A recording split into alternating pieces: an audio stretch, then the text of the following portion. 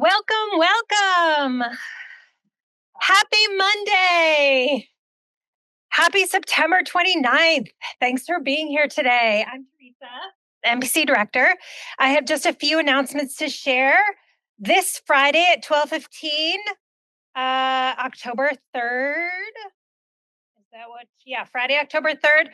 We're at 12:15. We're hosting Michael Corey and Kirsten Delagarde to talk about their project Mapping Prejudice at the workshop, MPC Iserdy workshop. Please come and join us. And then after that workshop at 2 to 3:15, we're going to have an information session about interdisciplinary doctoral fellowships. So, are you a graduate student, PhD student interested in applying for an interdisciplinary doctoral workshop?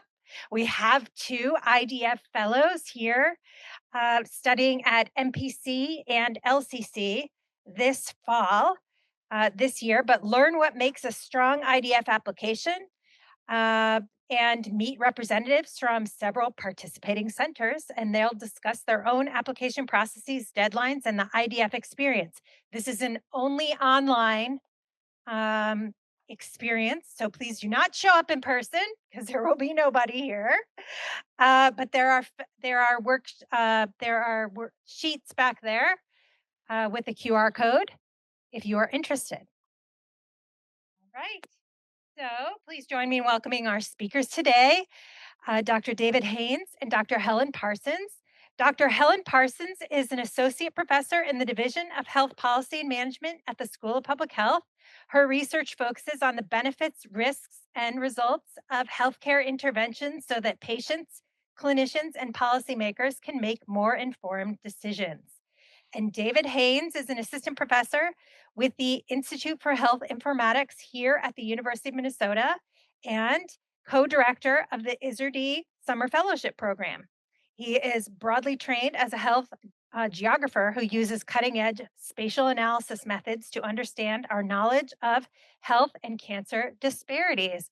So, Dr. Parsons and Dr. Haynes, here are your coveted mugs that you can only get by presenting in this fabulous workshop. So please join me in welcoming them.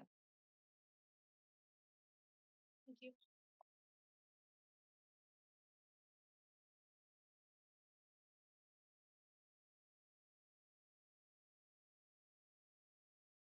All right. Um, what we're going to talk to you about today is some work we've been doing for the last 4 or so years on building a piece of technology to help people that are diagnosed with cancer connect to community resources. And it's been a pretty interesting project that we've had to go through and lots of neat challenges. Just quick disclaimer here. This particular grant was funded through what is called a small business grant. So we actually had to form a company and it's a lot of mess and stuff. This is a nice little disclaimer here about that. So what I'm going to do is just take you through what we did uh, to start this project, how we kind of got to understanding what was needed. We actually did a pilot study with the technology, and then we're actually going through a clinical trial right now, and where we're looking to go in the future with this technology as we try to address this big need. I'm going to use some terminology or things that you may not be over familiar with. So we're going to talk a lot about social care referrals or social prescriptions, is quite popular these days for healthcare professionals to give out to people so they can actually prescribe you to go take a walk in the park or something like that. So you can actually get out there and this has been very helpful. And why this is complex, how we've kind of built this technology around multi-sector collaboration and how we're looking to collaborate with other professionals. So there's about 18, uh, 18 million people currently diagnosed with cancer, surviving cancer in the US. And about half of those people currently survive or have some sort of struggle with social needs. So this is like food, housing, transportation. Often this comes up during treatment, but it also happens after treatment is complete or they go off active treatment. And these people have a huge problem getting access to these resources. And when you have these problems on top of this disease, this reduces your survivorship. So we started off and understanding that problem and really wanted to get to the bottom of it, which was what's going on there. And so it took a lot of us to kind of come up with this and try to figure out how to do this. I really work in the area mostly right in this project for the technology with cancer disparities. Um, Pinar, who's in the second screen picture there, she's a health economist and she focuses on the value and equity. And she and I co-founded the company. Helen, who's going to talk, focuses on access to care and does a lot of the work with helping us kind of understand the patient's experience, as well as the health workers. And then Dr. Ann Blaze, who's on the end here, she's an oncologist and her focus is on cancer survivorship. And so the four of us kind of have been working on this project for a long time, working together to really understand the problems that these people face.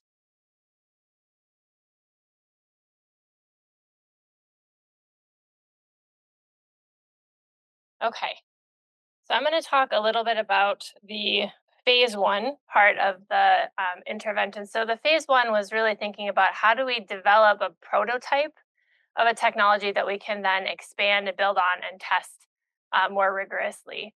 And so, as you'll notice, this was December 2021. So this was a really interesting time to one, start a business, partner with the university, and try and collect information from participants. So this was a good way for us to kind of get into the Zoom data collection process. So we had a lot of back and forth with the IRB on how to do this as well.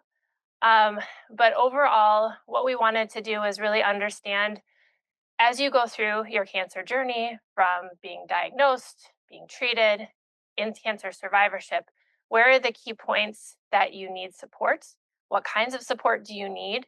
And what are the best ways in order to receive that support? How do people want to identify that they have a need and be connected with resources? And the reason why this technology was really important in the first place is that in general, the need and the within a health system to be able to identify and connect people with social needs is greater than the support that they have. If you think in terms of the social support networks, that you have social workers, patient navigators, there's usually maybe like one or two full-time FTEs for thousands of people that are on active therapy or coming back for their screening after treatment is complete. So we did two things to try and understand what should be included and how this technology might best look like in the workflow of a cancer clinic or more broadly within the community. So in December 2021, we had a number of focus groups, had 30 individuals with a history of cancer, and had really were very thoughtful and trying to get people with diverse cancer types, stages of disease, so people that maybe were at the end of life, and those that would have a very long expected survival, and then really get people from different backgrounds and different levels of social need as well. So within that, we had people, they were approximately 57 at diagnosis. Most of them were female. This isn't surprising when you're thinking about recruiting people for qualitative studies. And most of them were individuals with cancer, but we also wanted to get the perspective of the caregivers because oftentimes caregivers are those that are there alongside the individual as they're going through treatment, asking questions, helping to complete paperwork. We had a number of people across the cancer spectrum when they were diagnosed, the type of stages and things like that, as well as their underlying level of social need. So from the focus groups, so again, these are patients and their caregivers. We found that overall, not surprisingly, they really had a broad range of needs. And so when we were developing the technology, we needed to be thoughtful that we were going to encompass those types of community supports in what we were including in the organizations and the services that we would connect them to. And it ranged from everything from transportation to housing, preparing food, which often you have to be thoughtful about as you're going through treatment. There are certain foods that might not necessarily be, uh, you just have to be thoughtful about the type of food that people might want access to or be able to eat during their treatment. Many times people might have dependents, so childcare, a lot of emotional and mental health support resources, as well as organizational and financial assistance as well. The people who participated were really adamant that there are a number of barriers, and this was in alignment with what we had seen just in our own experience, that there wasn't really a good access to or availability of information when you're diagnosed. So when you're diagnosed, you essentially get like this binder, and they're like, "Here you go. Here's everything you could possibly need," and it's very overwhelming. There's no way to kind of sift through it, or you've kind of put it in the closet oftentimes, and people forget about it. And so, what they want is a way or a system that would improve communications for social services that we would request. And it could evolve as people's needs evolve. They have different social and support needs. And they wanted to be able to much more easily be able to search for and find the contacts of people that could meet those specific needs. And the key part, and so this will come into play as we think about future iterations, is they wanted it to be linked to or supported by some sort of trusted person or organization as well. So we didn't want to just hear from the patients and their caregivers. We also wanted to hear about, from the health system perspective, what were some of the organizational barriers that we wanted to keep in mind as we were actually developing this prototype technology. So we also reached out to participants from a range of different stakeholder perspectives, so community-based organizations, the oncologists that were treating patients, as well as social work and other oncology team members, to find out how in their current system they are screening and identifying people about the needed social services. So we talked about how they actually did their referrals, where they were coming from. Oftentimes it was fairly haphazard and was usually from a patient directed saying, "I have these needs," or if they were connected with a social worker because of some identified need, they would get connected that way. But there wasn't some nice, clean system in order to help get them connected. As I mentioned before, there's a lot of challenges that exist in our current healthcare system. Not surprisingly, we have a lot of shortages that exist within our social workers and their capacity that is continuing to decline, and has more so since the pandemic, as health systems have been under financial strain, and that there's really this lack of consistent screening for non-medical social needs. So what the key informants really emphasized is that they want they wanted a system that would kind of take the pressure off of them and give them a way that would be kind of an add-on. So it wouldn't necessarily rely on the social worker meeting with an individual in order to identify those services. And they really thought that having personalized referrals and ways to remind patients over time that help is available would be really critical. And the other thing that they highlighted, as well as patients, that I hadn't mentioned before, is that the ability for patients to feel empowered as they were going through this process to say, "I have this need. I would like to be able to feel like I'm empowered to go out and identify and connect with needs as possible, especially if they're very sensitive, or like food insecurity or other items as well." And then from the health system's perspective, they really wanted to see an opportunity for it to interface with the electronic health record. And I did have to change that. It's not her, it is actually the EHR. I don't know if people ever see that with, uh, but anyway, just finding a way to, so that the healthcare team can also monitor over time what's happening. I think that was it. So now I will turn it back over to David to talk through the system and how it was developed based on that feedback. So what we did in this case was we just kind of continued this and looked at all of the things that people were doing in the healthcare system around social determinants of health, and when that was the term that we were all using, was more or less, how are we going to be able to do this? So if you look out there, there are a lot of different screening tools that different health systems are employing. Prepare is one that a lot of health systems use to kind of identify these needs. And these have some good questions, and what questions should you ask are kind of still up for debate. So we just kind of said there's not really a consensus here, and we picked one that had a little bit of traction, which is the accountable health communities. And then we looked at some of the different products that people were using out there, and we kind of grouped them into two big buckets, which was if you had a particular need and you wanted to find that resource, what would you do? So there's these ones like Help Seeker, Aunt Bertha, which is the older name, Find Help is the new name, 211 United Way. These are resources that people are somewhat familiar with that they can go and get these resources. And that's kind of just driven by what we call the consumer. So they're able to go out there and find those resources on their own. And then you can also see that there are some from the clinical team, which are driven from that perspective. The difference is that when it's gone through the clinical team, they do the screening, they provide you with the resources, and you're really dependent upon them and their list of information for you to get that. And so we wanted to find something that was more in the middle, kind of similar to the health exchange, where people could actually go back and get their own resources. But those are the three kind of groups that were out there. And as Helen was kind of explaining, there was just a huge mess when you look at the technical issues versus the personal issues that the people were encountering. So if you kind of start at the patient in the bottom left, they don't really know what's out there and what they're eligible for. So even if you get a flyer that says, oh, you can go to the colorectal cancer organization, you don't know what resources are there. So you may be hesitant to go there because you're looking for a particular program. So you may not go there. And then all of these small community organizations get grants. So they have limited money, the programs are for certain people, and whether or not you're eligible for that program is going to be dependent upon what this. So like we have a particular food program that only provides food when you're on active treatment. So you might want to be looking for food, but that wouldn't be available for you. And that would be, it's very disheartening. We hear this from all the community organizations every week when they have to tell someone, we can't give you this resource because you're not eligible. So they really wanted to be able to get everyone that comes to our program should know we can give them this. We don't want to be turning people away. So eligibility is a big issue.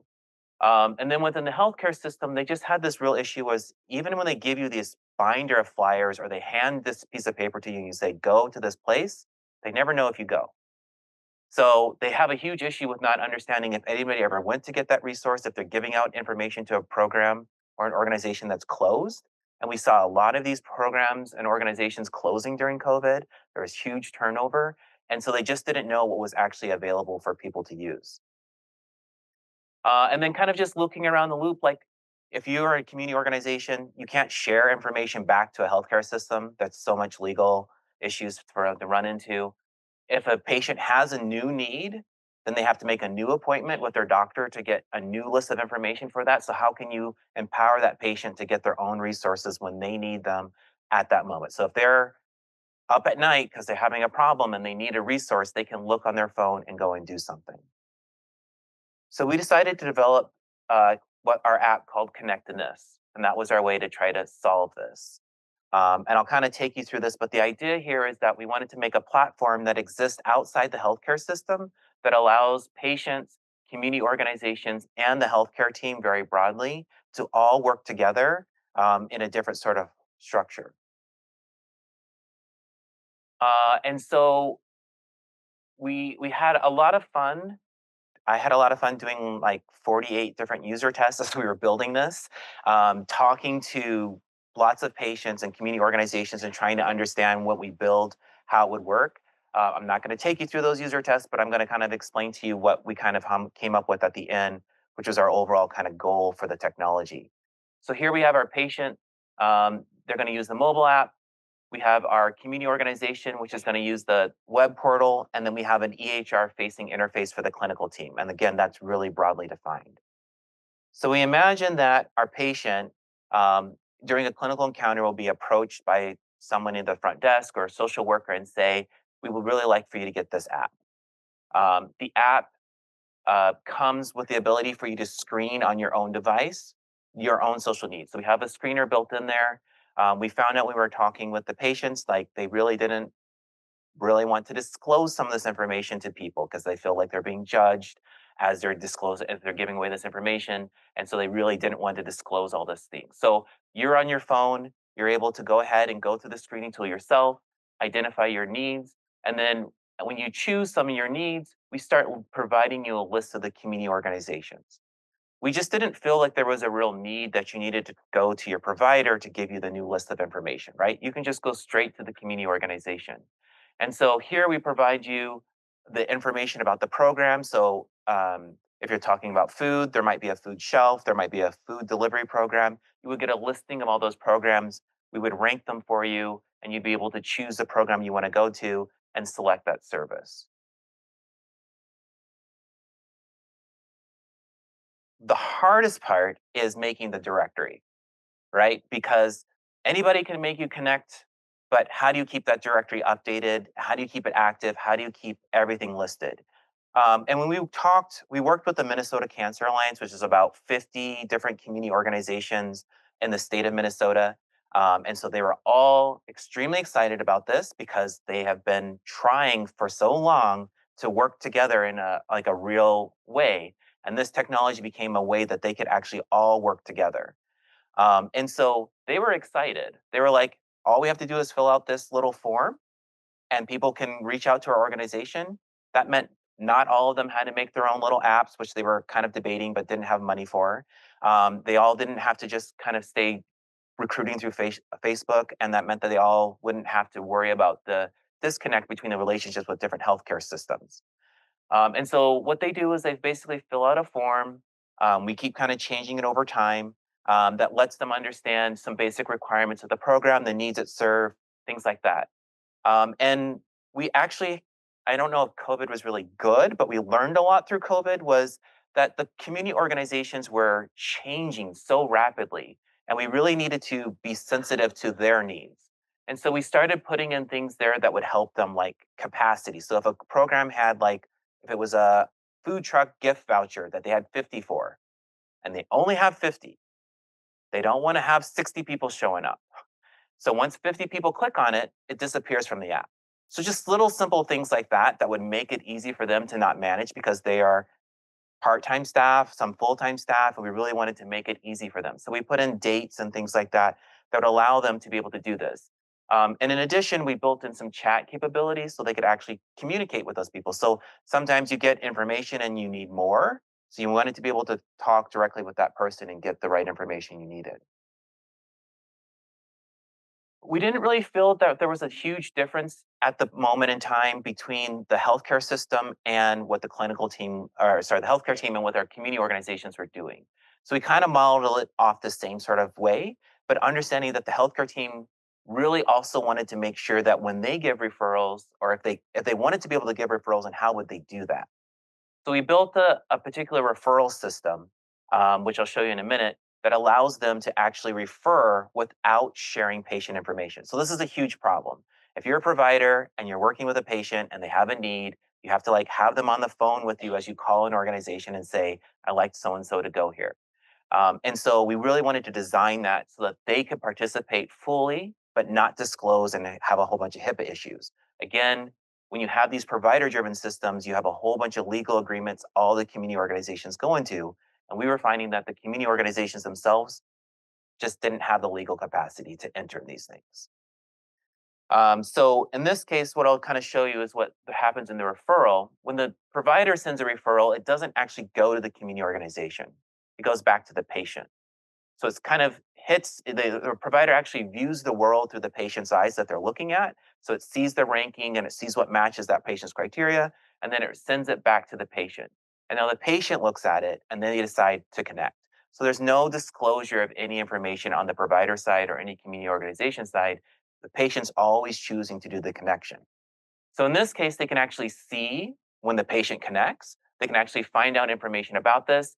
And we started to build this little traffic light cone because this is the most important piece at the end of the day. If you're trying to get housing, that's years.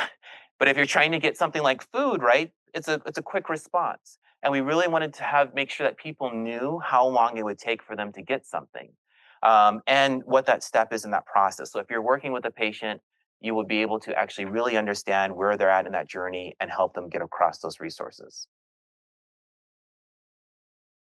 Ultimately, we hope that everyone gets connected, but we really wanted to maintain that step and we collect all the data in the background so we can actually understand if people get stuck along those journeys. We just kind of built a pretty simple algorithm looking at some things that were out there that some of our community organizations were using. We've continued to expand this as we've worked with our community organizations, and it's been a difficult balance because some of the community organizations have very narrow criteria that they really want, and some have big, and you can't build one form that fits everyone's needs. So you've got to really try to work with them as much as you can to get some basic, kind of like a basic data model that everybody can work with. All right. So we made this thing. It only took like a year or so, 2 years. And then we said, like, let's try this out. Like we have this idea, let's try it out and see if this will actually work. And so here what we did was we put in for a small grant to test the feasibility and acceptability of this app with people in the community. We did a 3-month pilot study, recruited 41 cancer survivors, and they were from our community organizations that we had worked with. So we didn't have a real connection with the healthcare system at that time, but we knew that our community organizations were going to kind of be the underlying force of this. When we were talking with healthcare systems, the main thing they were concerned about was like, well, who's on the list? What organizations are available? And what we were hearing from our community organizations was like they're really excited, they want to help people, but they didn't have a way of really reaching everyone that they wanted to. So we really wanted to test if people that they already knew would use this and would people be able to get resources. So we recruited 41 people, and then we did this 3-month assessment, and they ended up in these 4 different buckets. So we had 13 people who like downloaded the app, did the screening, and did nothing. They were just done. They didn't want to do anything else. And then we had more people, about 28 that did more. 10 just did one of the assessments, and 2, or at the end, we had 18. So they were highly engaged. And we really kind of wanted to see in some ways, like, are these people the same sorts of people? Are they different as we go through those results? So we found out overall was like, they're not that different. So people that just downloaded the app and did nothing else, they were pretty much similar to the people that were more engaged and did these other assessments. The other assessments were more for like, how do you like using the app? How do you like doing these things? But they seem to be same in terms of their needs and their demographics. So here's the demographics, and here are their needs. And it's pretty what you would expect, but there's a little bit of differences that we didn't really see. So one that we see that's our largest at the group at the end is the physical activity. More people were identified having a physical activity need, which isn't overly surprising, but we saw that which we hadn't really seen in the literature as much. This could be because of how our assessment kind of scored that. Mhm. It's just like exercise. So like if you need to do an exercise sort of class or something like that. And then we also saw in the, like we would expect, financial strain, mental health, disability was a little bit higher than we would have thought, and then support. So we kind of saw the things that we expected, and we saw a lot of parallels in the groups between the people that were very low participation and the ones that were a high participation. And then this is the good slide. This is how many needs were addressed. And the blue bars, right, are the people that were more active, and we saw more engagement with the technology and people getting access to more of their resources. And it falls along the similar breakdowns in terms of the needs. So we saw more people that were in the exercise category being saying that that was a need, and they were seeing the highest number of people connecting with those resources. We saw mental health, financial, legal, and transportation, which were lower, but we saw people getting connected across all of those different types of needs. And this to us was like the best part because most of the time you're looking at about 25%. So even if people say they have a need, only like 1 in 4 actually tries to connect with an organization to get those resources. And we were above that. There's still a lot of needs that are out there. We had people had between 4 to 5 different needs, and we only saw the connections, in that range that was a little bit lower. But we saw some really good things that were good for us in terms of understanding how the whole system would work. So overall, we saw people waiting like a day to hear back on the technology about getting connected to a resource. So what we were really trying to understand was, are the patients that they're recruiting versus the community organizations, are they going to be able to actually respond in a clear way and get people connected to resources? And we were seeing that. So the long wait was really quite short. We had one that was like extremely long that people thought was just someone they knew. So they're like, I already talked to this person. And so they didn't respond to it in the app, but they were connecting people to lots of different resources.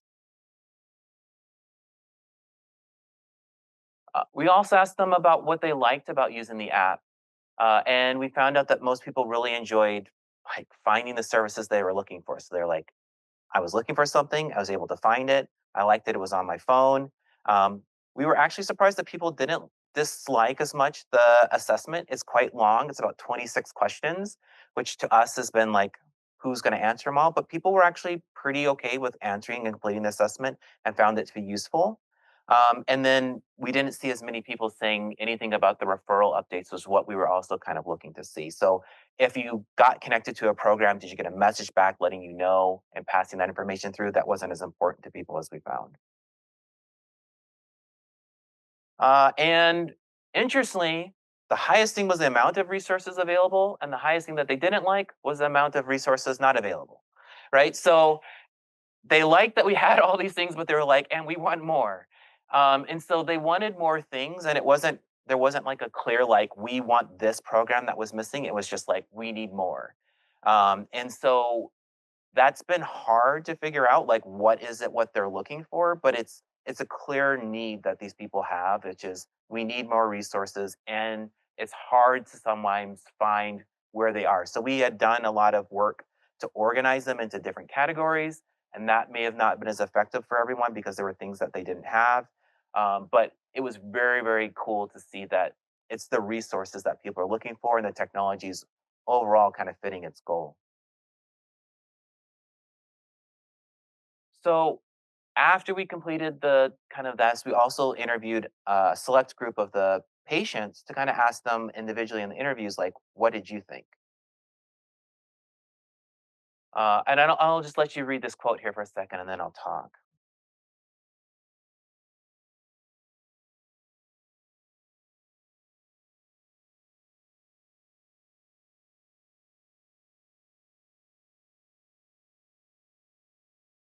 So we were recruiting from our community organizations overall. And so they had already initial sort of connection about this technology, but there were definitely people that we didn't know that came in and participated. And I think these quotes really exemplify like people were motivated. They were motivated to do this because they were feeling this own personal impact about this, and this was kind of helping them do what they needed to do. And I particularly like this quote here, where I think we kind of were knowing that was out there, but was good to hear in this quote, which is like people were embarrassed to disclose this thing, but once they found that there was a resource, then they were likely to go back and get something else, right? And so the thing is, if you can get connected once for one thing that you feel comfortable for, then this is a thing I can go back to. And our study didn't show that we saw that at this time, but this would have been that's a really good quote for that. This other quote here really talked about who the people were that were in the study as well, and their approach as they were thinking about what they were doing this for. So we were recruiting people from community organizations. We didn't know if they were on active treatment, if they are off active treatment, if they were a caregiver. We didn't know the role that they were really in. And so we found out here that a lot of the people that we were recruiting were probably after active treatment. They were kind of gone through that, but they saw like how beneficial this was for themselves, or how it would have been beneficial for them a while ago.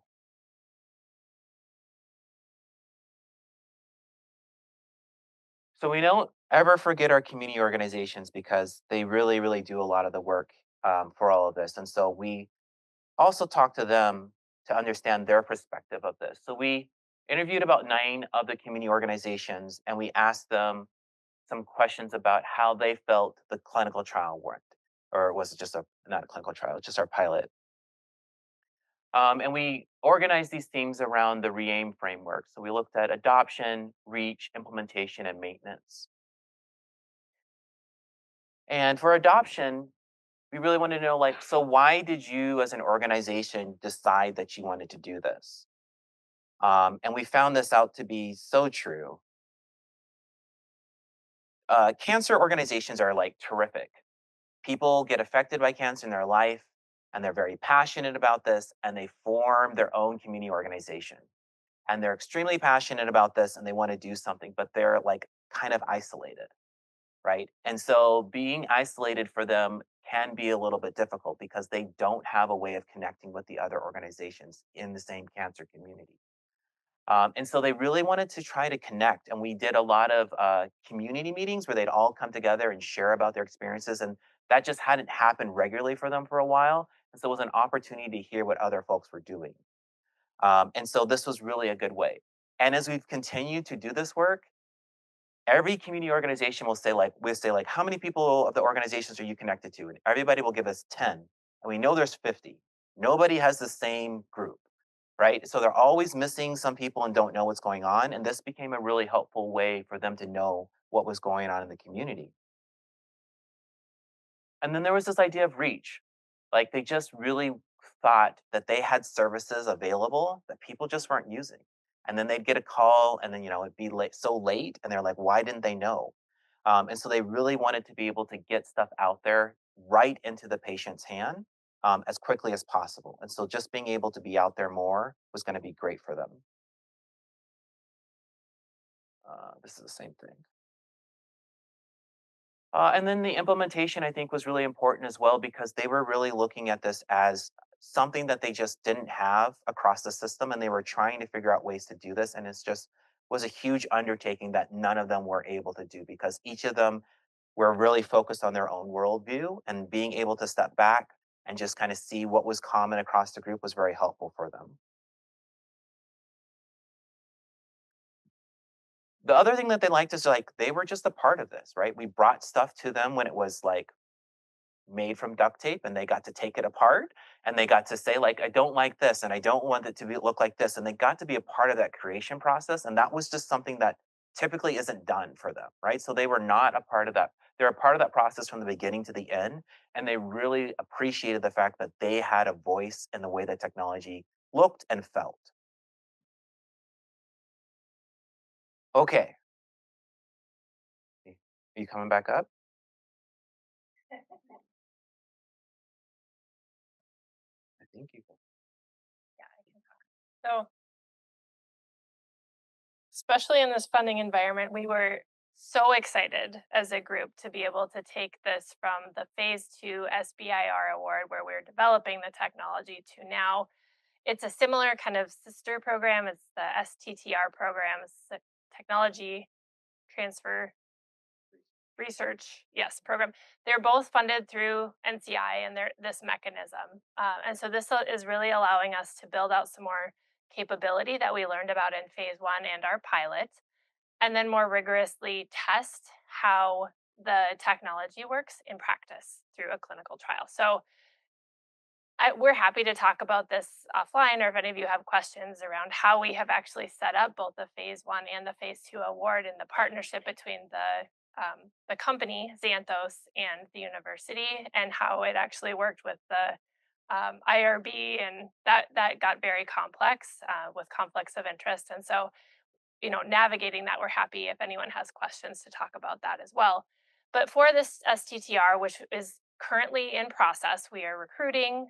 But aim 1, we had 2 primary aims. The first aim was really to build out some more infrastructure that we learned about through the phase 1 and the pilot testing, to build out some more capability that participants and community organizations really highlighted as an opportunity for us in the future. And then the second aim is the clinical trial, where we're recruiting patients from multi-site oncology clinics in Minnesota, and looking to see how, when we help to connect people with social needs to these community organizations, the impact it has on their health outcomes. So I'm going to focus first on aim 2, and then I think we'll go back to the some of the capabilities and next steps after that. So this is a big undertaking, and we are in the middle of recruitment right now. So we are conducting a randomized clinical trial of 300 adults that are undergoing active therapy or they're in cancer survivorship in one of two oncology practices or two health systems in Minnesota.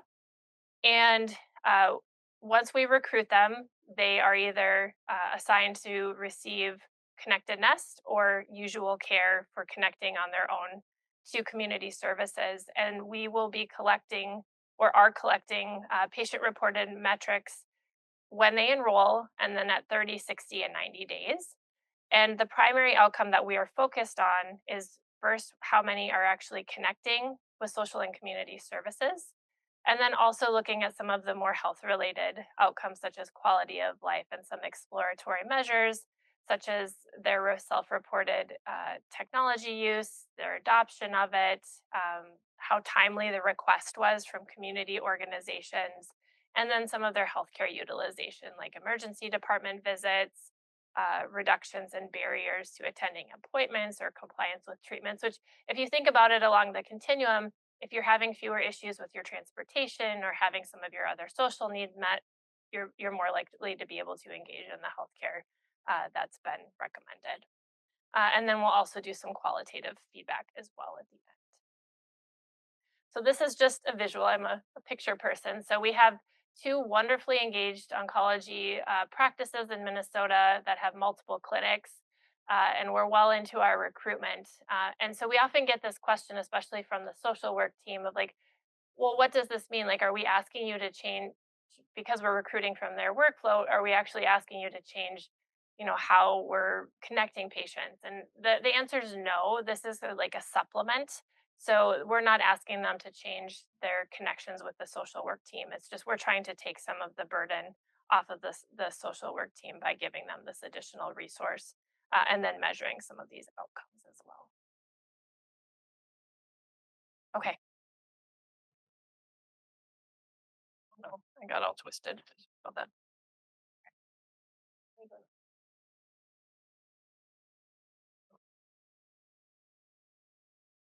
So this is the framework that we're using here, which is the OASIS framework. It just basically allows us to do this. And what we're really trying to see here is, can we decrease the unmet social needs, and really try to see that, and then uh, potentially can we improve adherence? Though that is seeming to be a little bit, but we want to kind of look at those two boxes in particular. So as Helen was saying, we've done a lot of recruiting. We've gone from 13 or 14 community organizations to more. There's a lot more community organizations out there, but we really are trying to just grow this organically as community organizations are feeling more comfortable. After we finished the pilot, the community organizations, when they heard that people needed more resources, they were like, "Okay, put some more groups on." And I'm like, "Well, who do you want?" And they're like, "I don't know." So we asked them, like, "Well, who fits your criteria?" Because this is a lot, as Helen was talking about before, like there's a lot of trust here, right? These community organizations don't want to take a patient and refer it to somebody or another organization, and that organization doesn't respond. So they really want to trust and know the organizations that are coming in. And so we've decided to expand a little bit from nonprofits. We've had a couple of for-profits. We have some organizations that cancer is not their primary focus, but they provide resources. And we're just going off. And so this list continues to grow, and we're trying to get more organizations on board. As with all pieces of technology, you can just add some more. And so we really started to think about, well, what else is needed out there? And what do we really need to add? So when we heard from the pilot study and from our interviews was that people thought, I'm sick, but I'm not sick, I can't do this. But the person that's helping me through my journey can do this. They could do all these things. And we just happen to have a community organization called Cancer Legal Care. And they are very, very like, you can't do this without going through this particular pathway. And so they said, we really need this to be a caregiver sort of focus. So someone has to come in, they have to have something that's kind of like legally binding, saying, I'm the caregiver, to kind of ask resources from us. And so we started to develop this. And we also have a couple of community organizations that just focus specifically on caregivers. So there's a lot of resources that are now being delivered to caregivers. So we don't think of this as just resources that you use to help your patient that you're taking care of, but also for yourself. So we really wanted to add both of those things, and we're right now going through a process of interviewing people, building prototypes, and all of that. The last part that we're really building on is this network moderation. So the main thing is, how do you keep the directory updated? How do you keep it current? How do you keep it active? And that's been really hard. We've seen a lot of these other companies just fall down after time because the community organizations can't do it. So what we've started to do here in this case is start to build a new interface that allows the community organizations to moderate themselves so that they can actually see something that's going on in the network, because they don't want to refer to an organization that's not working. They want to make sure that everything's going on properly. And again, giving them the opportunity to understand what's going on in the entire network. So with all of these sort of building pieces, we kind of follow this AHRQ digital lifecycle framework. The main thing that we look to do here is to do a lot of interviews to understand what people are really trying to get accomplished, understanding their perspective, and then we go through some thematic analysis, and then we get to prototype building. And I think it's a lot of fun when we come up with some ideas that don't make a lot of sense, and we have to kind of start over. But we learn a lot through that process about what we're really trying to do. And so it's been a really good opportunity to learn from the community organizations. And again, they get a lot of ability to participate in this whole process. So I think we're at the end here, which is just kind of like, what are we doing next? So we still have some open questions out here that we're really looking to understand. In the world of this process, it's been so overwhelming that we don't really understand, when do people need resources. Commonly, like, people just think like, well, just give them resources, just keep giving them resources. But I mean, that's good, but when do they need them, right? So there's probably some sort of event that happens in someone's life. This could be dependent upon the type of cancer, the type of diagnosis, something like that they get. And being able to timely and get those resources to that person at that time is going to be huge. In addition to that, we're also looking into our healthcare team a bit more deeper to understand, how do they want to use this information. So if you are on a food meal program and you're getting regular food, is that enough food for you? Who needs to know that? Do you need something else? A lot of people are working on this kind of pyramid of needs that people need to have. So how do we make sure that all those needs are addressed? And when you have 4 or 5 different groups of people, not even just people, how will they be looking at the right information to make sure that those needs are getting addressed? And then lastly, we're looking about, is Minnesota unique, or is it something else that could be replicated elsewhere? So we have the opportunity. I've been a part of the Minnesota Cancer Alliance for a number of times to work with this group. And cancer is kind of unique in that there was funding, and there is somewhat funding from CDC to start cancer alliances, and there are in every state. So we'd like to try to move it to another state. But when we do this work, we work with our community organizations, and they say things like, we're going to respond in 48 hours. Maybe Wisconsin wants to respond in 3 days. How does that change how useful it is for patients? So as we're looking to expand beyond Minnesota, we're trying to be flexible in the approach and understand how this works for different communities. And I think that's it. Any questions?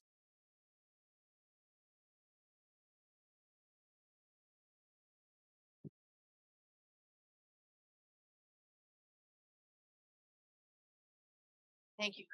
Um, do you have any thoughts on how this might be applied to ameliorate the problems from the big, beautiful bill? And what I was thinking of in particular is if things like Medicaid eligibility for cancer survivors becomes tied to work requirements that are administratively complex, uh, simply to establish, or other cutbacks eliminate things that are taken for granted now.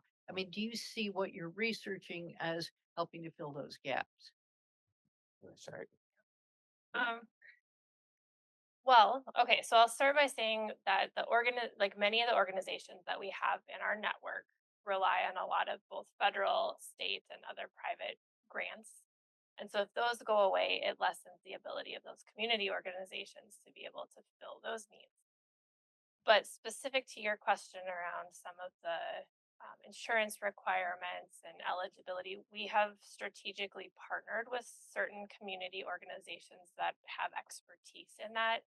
particularly for cancer survivors, for example, cancer legal care, the Angel Foundation, where they're helping to understand some of the benefits and also provide some financial resources and support. So I think the answer is to the extent that we're able to, we're trying to look forward to some of the potential needs that might be coming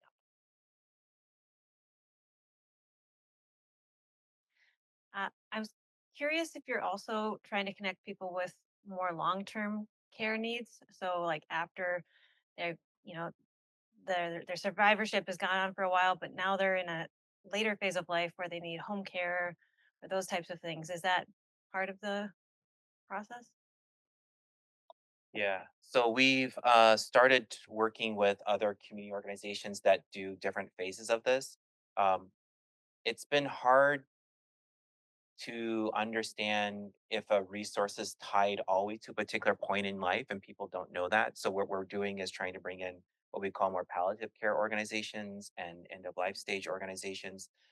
But they also don't see themselves as limited to that point, right? They say you need to let us we have things that are helpful for people before it gets too late, right? Like help them before in that journey. So what we're helping with them is making sure in the app they're communicating the right information to the patient so that the patient knows that this is for them even if it's not on their radar at all. So I noticed in your oh, by the way, this is super cool, by the way, just so you know. Um, I noticed in your first slide that something like half of cancer patients have some need. Is that typical of chronic disease? I mean, I'm asking why did you choose cancer and not, I don't know, diabetes or something? You want me to go first? Okay. Well, I think on the resources, cancer is actually better than some other diseases because there's so much. So if you type cancer and some sort of thing, you will get bombarded with resources. And so I think that there's actually so much that you can actually better use a computer to do this because if you just have a large national organization that provides the majority of the resources, then you don't really need a computer to do that. But this is because I think there's so much out there that's available that's important. And then locally, what we found also is that there are a lot of large national organizations, but people aren't as tuned to connecting with them. They want to connect with the local organization in Minnesota, right? So people will connect with their large ones, but they tend to want to find something that they can go to and build that community. And just to get back to your question about why cancer. And so I think like for us, a lot of us came into this with some sort of experience, either as cancer caregivers or like really understanding why cancer was such a life changing event, right? And so there's been a lot of research on the financial impact of a cancer diagnosis because the cost of treatment and the new drugs that while it's improving survival is really leading to significant financial strain. And then it's kind of a waterfall effect from there. If you don't have the financial resources, all of these other things like the wheels start to come off. And so for us, cancer made it a really good example of like how we could use a platform like this to meet the needs of people. um, it could just as easily be, you know, we could look at other diseases as well, but that's why we started with cancer.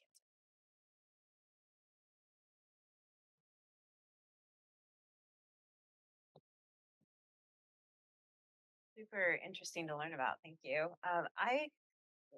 I'm sorry if I missed this, but was there like a cluster of services that you felt like your app was most successful in helping patients to link to?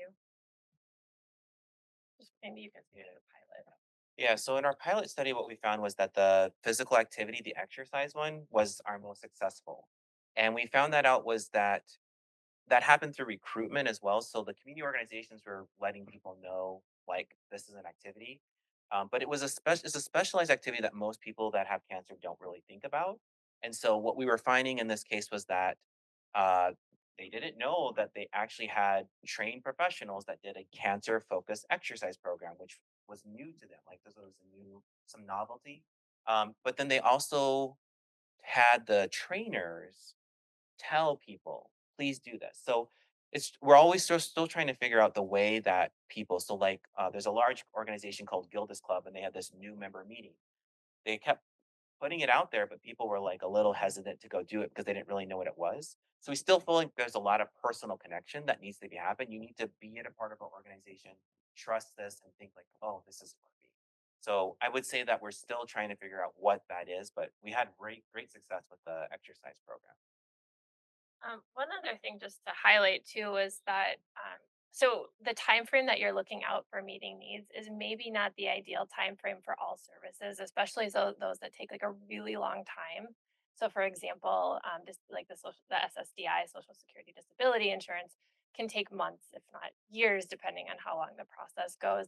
The same thing. So, some of the other organizations do things like insurance appeals. Again, those can take a long time, and so I think we're I haven't told you this yet, but I'm trying to think about ways for us to extend the lookout period where we can see like how long is it really taking for some of these needs to be met. So when we're looking at impact, what's the right time period for us to be looking? Oh, Hi.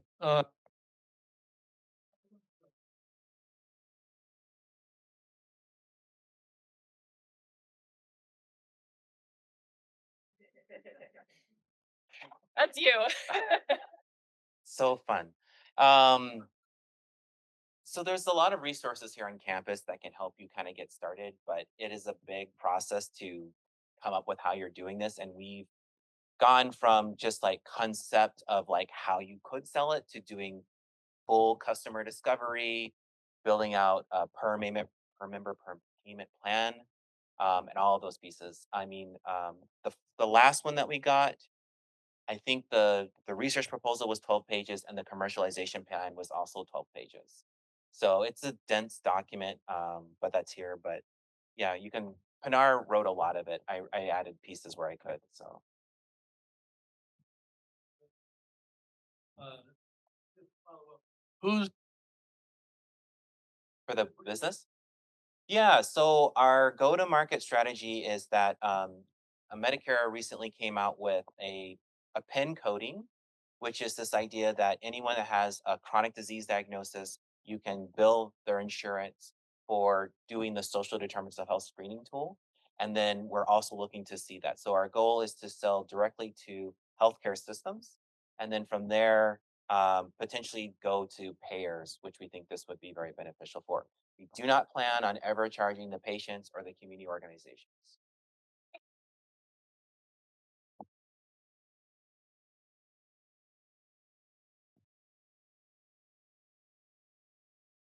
This is so interesting, and thank you so much for both of you for coming to present this really interesting project.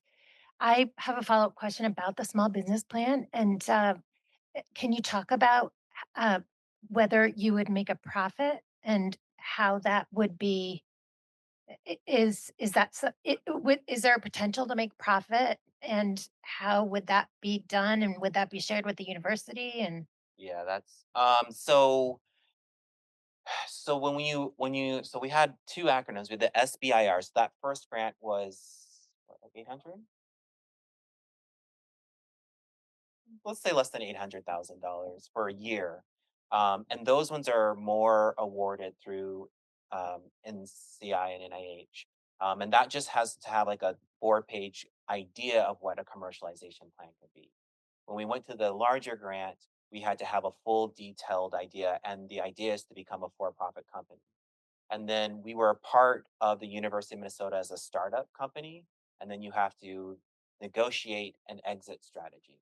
So all those things are in place for us to do that at some point in time. So I don't know when we're going to exit, but the idea is to eventually exit and become a for-profit company that would actually do that. So we do all the customer discovery and do all those things to make sure that what we charge could actually make a business that lasts.